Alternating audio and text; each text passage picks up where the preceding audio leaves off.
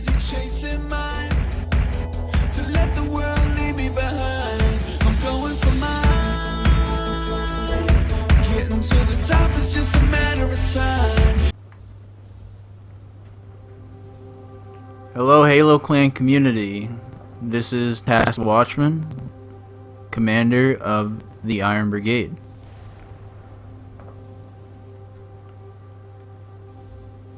Now that Iron Brigade is officially getting a YouTube channel set up and a proper media setup, which we should have done a very long time ago, I would like to cover some past events. Specifically the war with UNSC Commonwealth and the Iron Brigade that took place in the summer of 2017. Now a lot of shit talking has been done about the war with Commonwealth and Iron Brigade, and it was my fault and my poor judgment to not have proper media during this war, which is why I am trying right now, months later, to set the record straight in a simple and hopefully short video detailing the entire war. Now, I do not have the video footage of the war anymore, as the war took place months ago. Many of you have seen the Commonwealth video with the highlights of Iron Brigade, making Iron Brigade look ridiculous and like a bunch of bad kids during the first raid of the war.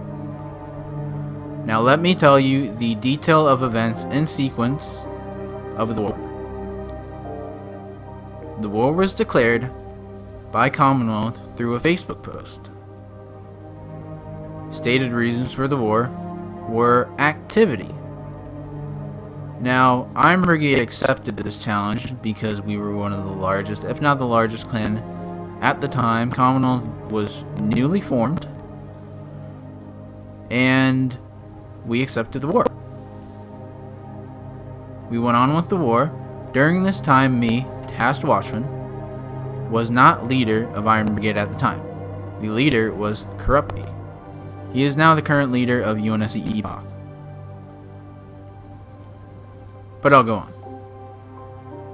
Iron Brigade accepted the war. The first raid happened. The first raid happened on a base called Fort Anvil, and it was an Iron Brigade defense for the first raid. Seeing as how the war was declared by Commonwealth on Iron Brigade, we defended first, properly. We held the base for, I'll say, about an hour and 20 minutes, hour and 30 minutes, until one Commonwealth member got behind our enemy lines, took out our sniper and our laser by beating him down, and swallowed, Commonwealth members got into the base. During the time, the leader of Iron Brigade, Corrupty, was calling raid violations against Commonwealth as they entered the base and started picking up things that they were not supposed to pick up, such as jetpacking, etc., etc. I don't know the details of it. I was not the leader at the time. But I know jetpacking and picking up armor abilities they weren't supposed to was part of the war violation of the war ROE. So we played the paperwork.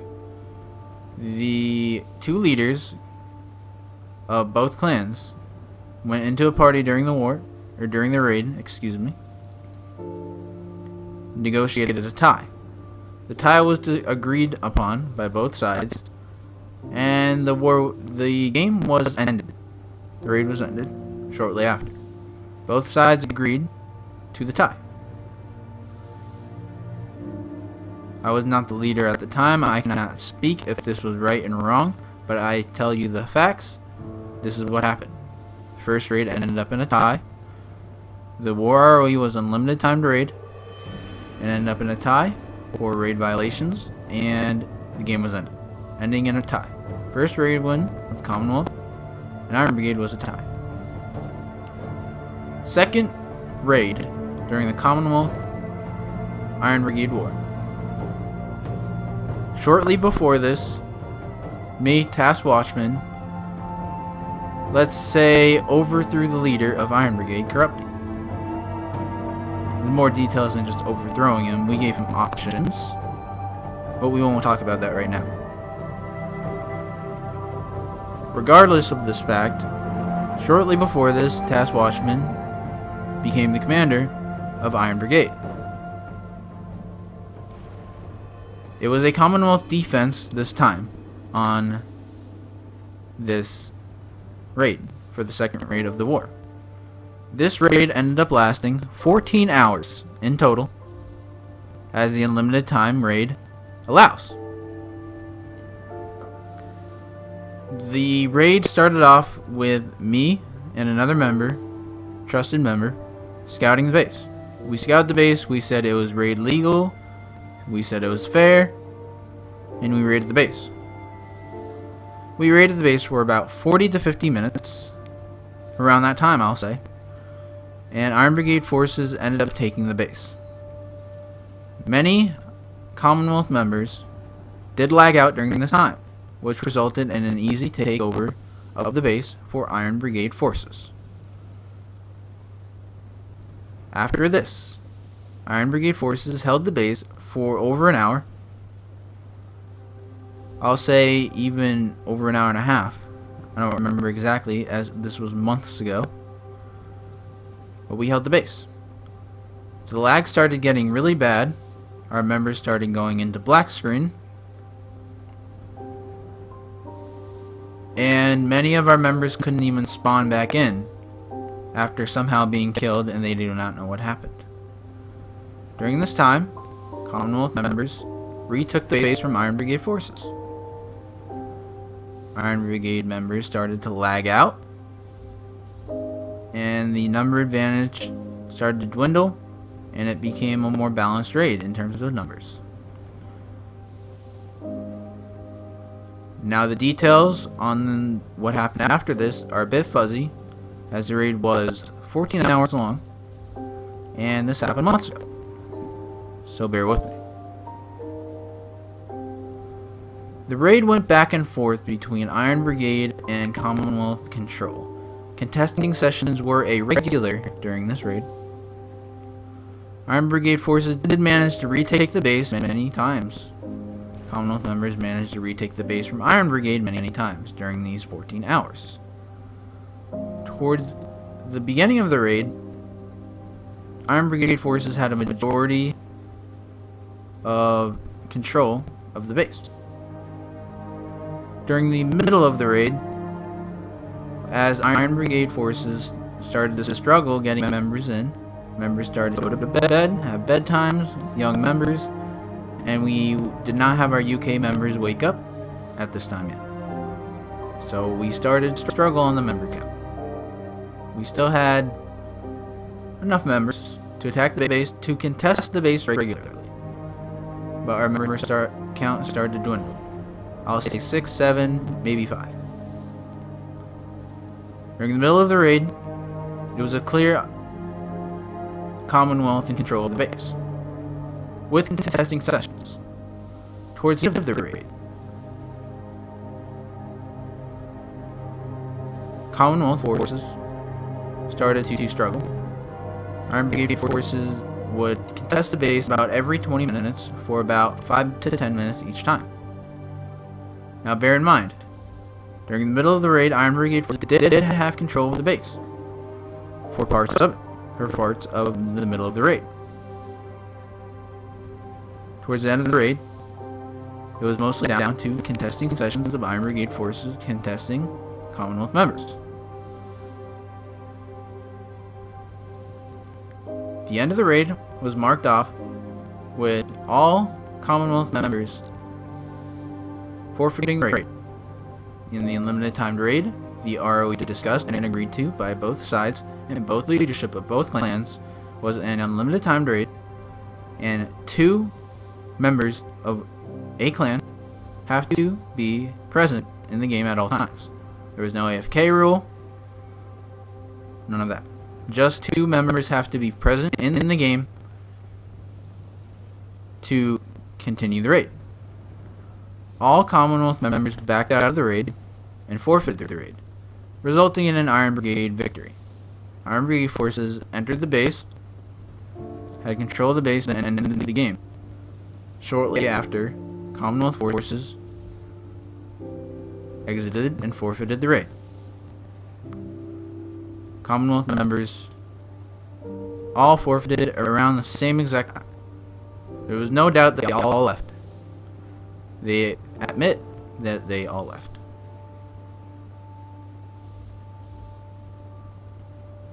This resulted in an Iron Brigade victory. Now, let's talk about raid violations during this second raid, 14-hour raid. Commonwealth versus Iron Brigade.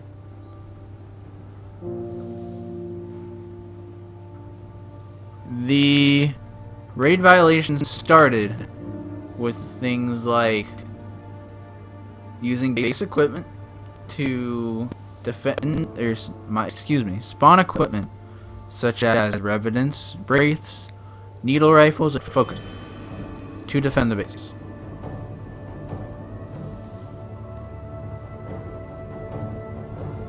That was a raid violation. Raid violations were also marked with a member by the name of Suptapanda, aka Cadet Spears, standing on top of the armory, sniping Iron Brigade forces into spawn, as Iron Brigade was spawn rumbling some Commonwealth members that we successfully killed and got outside of the base. During this confusion and spawn rumbling, the sniper of Commonwealth sniped into Iron Brigade spawn from the base. We called this a raid violation and said please stop.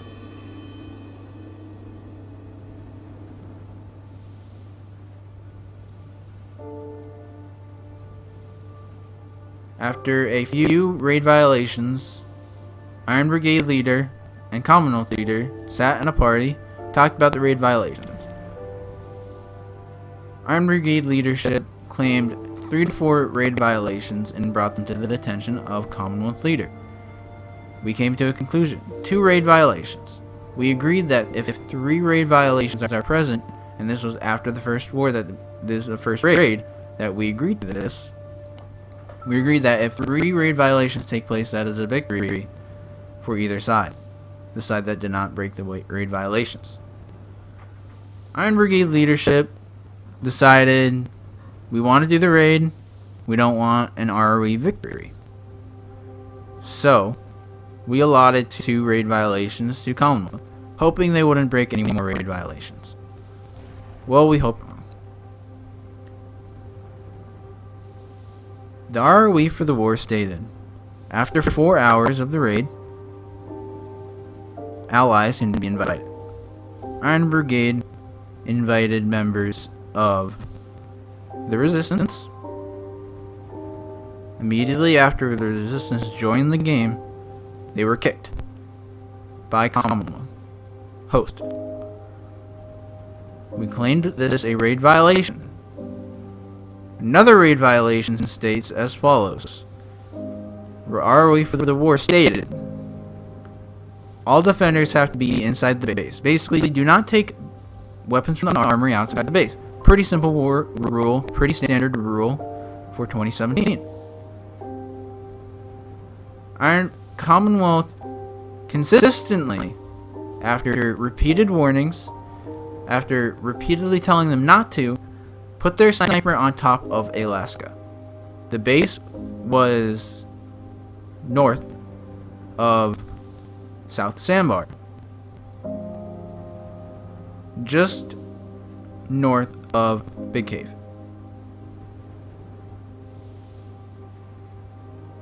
They put the sniper on Alaska, creating a much harder attack for us and a much easier defense for them.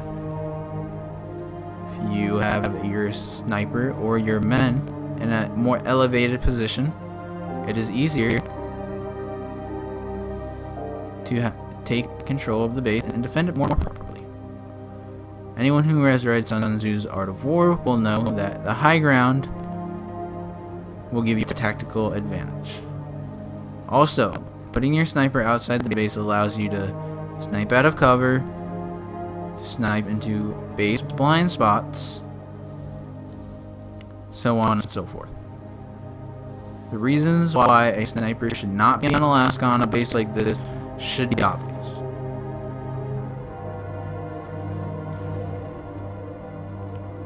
We warned Commonwealth not to do this. This happened many times throughout the raid. They consistently used our spawn equipment to defend the base. While they had control of the base, they would put people on Everest and shoot focus rifles into our spawn while they had control of the base. They would consistently take our wraiths and start shooting us at the end of the entrance to the base with our wraiths with our evidence. This was a raid violation. You cannot use spawn equipment to defend the base. We kept telling them this. They did not care. They agreed. They broke 2 raid rules in the beginning of the raid.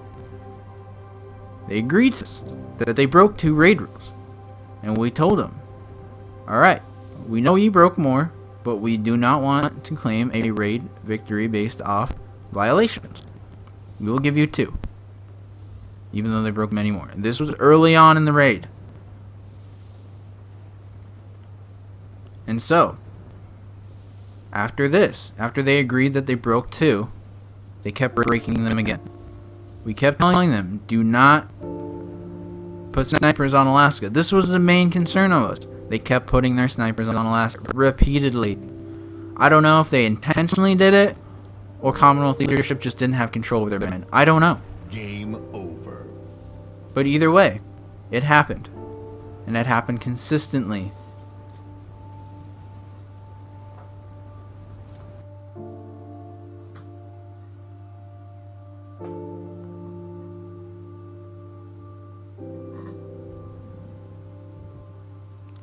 Also, during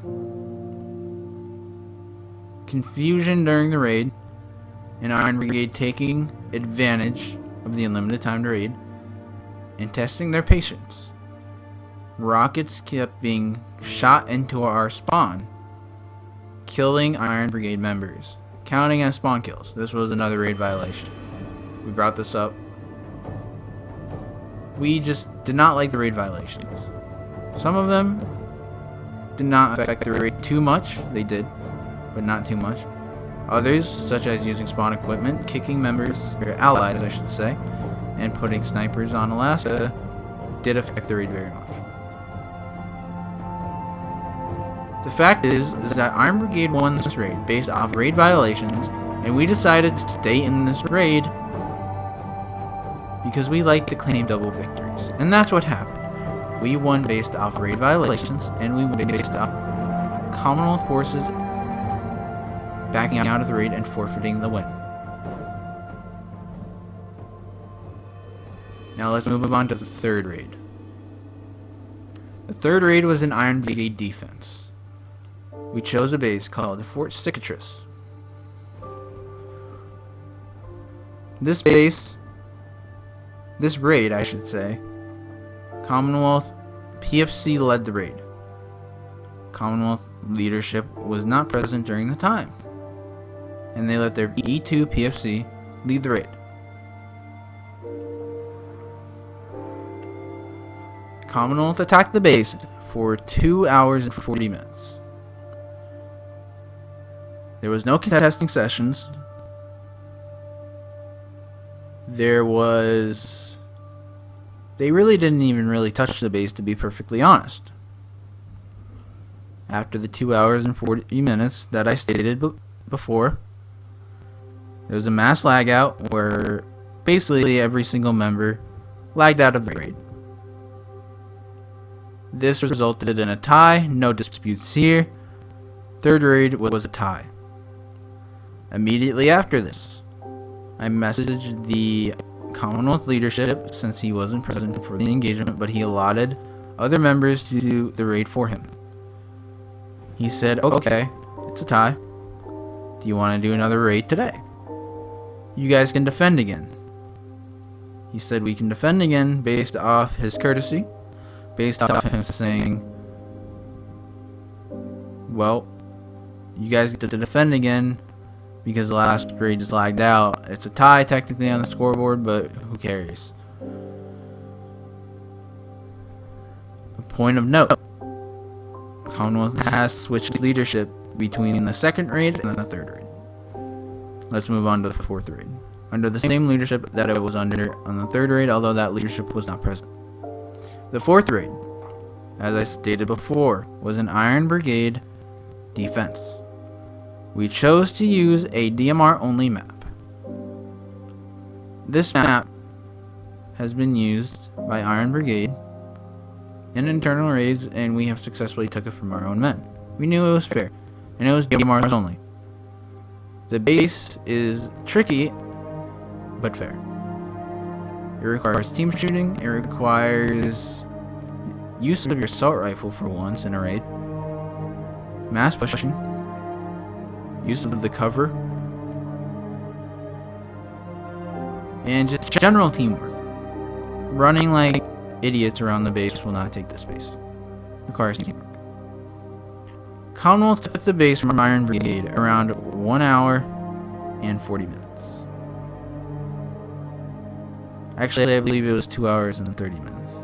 I'll give it 2 hours and 30 minutes. Like I said, this raid was a month ago. But yes, I do believe it was 2 hours and 30 minutes. We held the base down. A solid defense until they, one by one, picked us out of the base and got us out. After this, Commonwealth held the base for 2 to 3 hours before Iron Brigade successfully took it back. By the way, this raid lasted 20 hours, so I will not detail every single part of the raid. But the raid did go back and forth. There were lots of times where people were AFC during this raid, where they're half the raid force raiding the base. Even defenders would be AFC. People were going to sleep, people were getting tired, people were falling asleep on the mic, at least on Iron Brigade's side. It was pretty funny, and it was good times. Iron Brigade retook the base, held the base down for about 10-12 hours.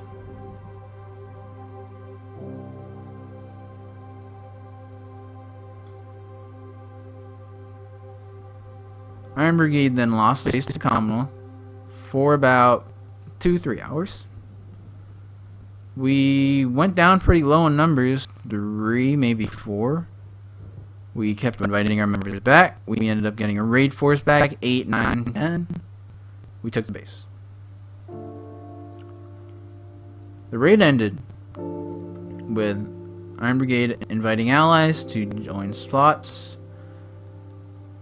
Commonwealth members would lag off from being AFC one by one. Iron Brigade filled spots. Enclave allies of Iron Brigade at the time filled 4 slots. Iron Brigade filled the rest. It went down to 1 Commonwealth member. And that resulted in an Iron Brigade victory. Iron Brigade then ended the game. I'll say Iron Brigade had control of this base for at least 14 hours of these 20 hours. It was a clear, strong defense in Iron Brigade's favor. At a time, we were defending the base 7v9. It was very hectic, it was a very hard defense. Commonwealth did good. Iron Brigade did hold the base for a lot longer time than Commonwealth did.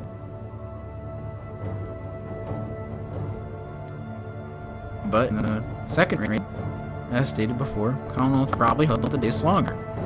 But the fact is that Iron Brigade contested the base a lot more times and a lot longer in the second raid than Commonwealth ever did in the fourth raid. These are the facts of the war. The war score before Commonwealth disbanded as a clan and ended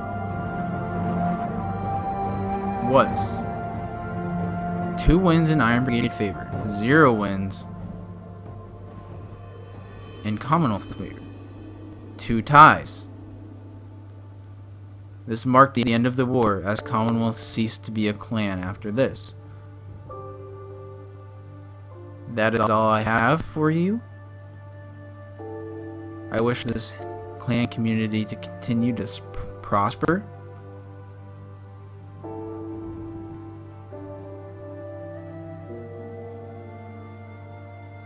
Continue to fight hard for what you believe in, clan community members. This is TaskedWatchman, signing off tonight.